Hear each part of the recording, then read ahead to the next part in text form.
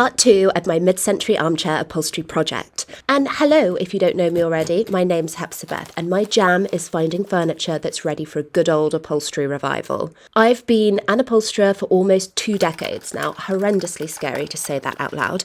In part 1, I stripped the chair right back to the frame.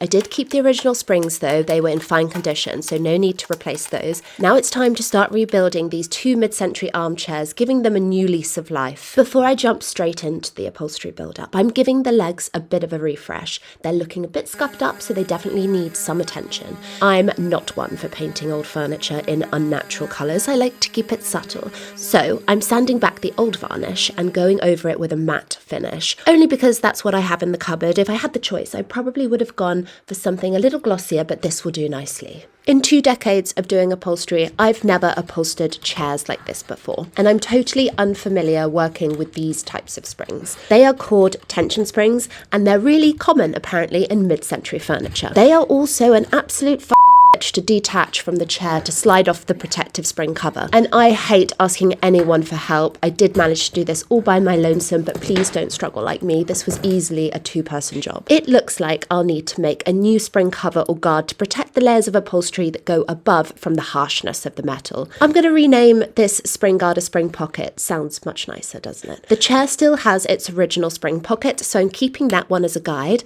and I'm going to attempt to make 2 brand new ones myself. I'd love to not give you a detailed how-to on making the spring pocket.